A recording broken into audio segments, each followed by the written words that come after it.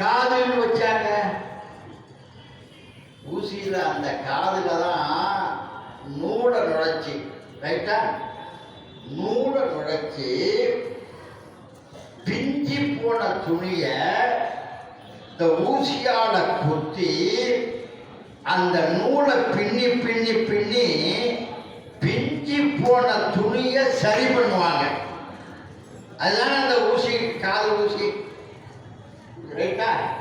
அதில் அந்த துவாரத்தில் நூலை குடைச்சி பிஞ்சு போன கிழிஞ்சு போன துணியை அதில் அப்படி நுழைச்சி அதை அப்படி அப்படி பண்ணுவாங்க.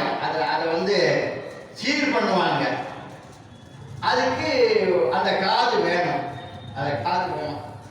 இதை ஏன் இதுக்கு காதுன்னு சொன்னாங்கன்னா, எதுக்கு சொன்னாங்கன்னா, நூல் நம்ம படிக்கிறோம். இந்த நூல், இந்த நூலை இந்த காதுக்குள் நுழைத்து நெஞ்சிலே இருக்கிற குற்றங்கள் நீக்குமாறு தச்சால் இந்த நெஞ்சிலே இருக்கிற குற்றங்கள் நீங்கி இந்த உள்ளமானது இது வந்து சுத்தமாகும், சீராகும் என்பதனாலே தான் நூல்.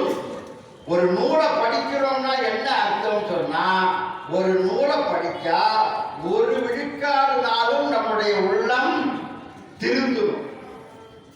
அதுதானே நூல் பயன்.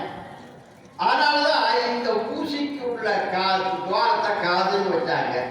இந்த குழந்தை கொடுத்துட்டு போயிடுச்சு. பார்த்தாரு, காதற்ற ஊசியும் காராது கடவுள் என்ன பண்ணது. அப்பதான் பண்ணாரு, நினைச்சு பார்த்தாரு, இது காது இல்லாத ஊசியை கூட மேல வர வைக்க முடியாது. வாங்க, கண்ணப்பா பொதுவாக வந்திருக்கிறார். குடும்பத்தோடு இதுலேருந்து கோயம்புத்தூர்லேருந்து வந்திருக்கார். தமிழிசை சங்கத்தில் வந்து கலந்துக்கிறதுக்காக வந்திருக்கார். அவங்க துணைவியார் இலங்கையில் இருந்து அவங்க வந்து அவங்க குடும்பமே இசை குடும்பம் வெய்யற்றி பண்ணுறாங்க. அங்கே வந்ததுக்கு ரொம்ப சந்தோஷம்.